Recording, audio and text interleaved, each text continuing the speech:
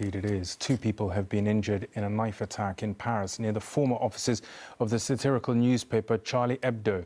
A security cordon was put in place and schools locked down during the attack but later released. A counter-terrorism investigation has been launched and 2 suspects have been arrested.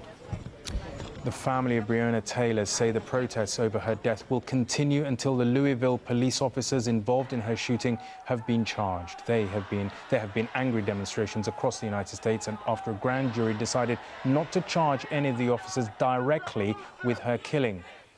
To the US now, the lawyer for the family of a black woman killed by police in the American city of Louisville has demanded the transcript of the grand jury proceedings in her case to be released. He called for transparency if people were to accept the result. On Wednesday, the authorities said no police officers would be prosecuted for the killing of Breonna Taylor. Her mother, who was too emotional to speak at the press conference, but her sister, that's Ms. Taylor's aunt, read out a statement on her behalf. And I quote, "I never had faith in Daniel Cameron to begin with. Amen.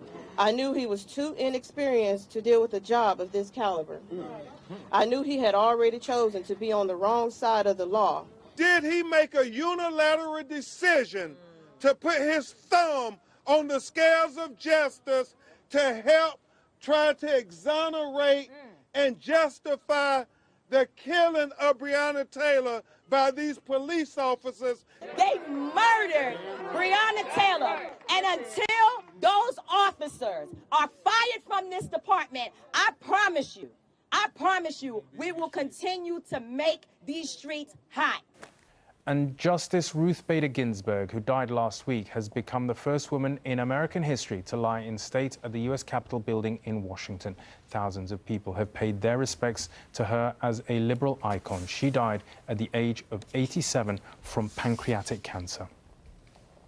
In Washington, female lawmakers form a guard of honor as the late Supreme Court Justice Ruth Bader Ginsburg's casket departs the Capitol.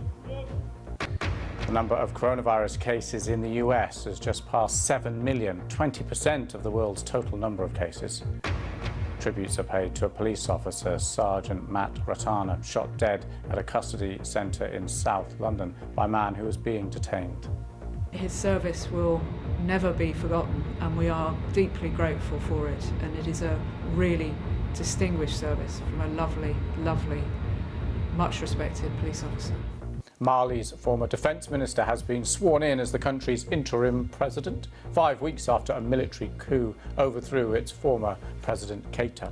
The ruling military junta has picked Ba Indao to head a transitional government until elections are held, expected in 18 months' time. The coup leader has been sworn in as vice president.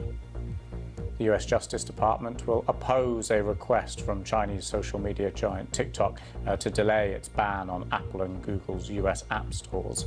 The government faced a Friday deadline to either delay the ban or oppose TikTok's preliminary injunction. The ban is set to come into place on Sunday.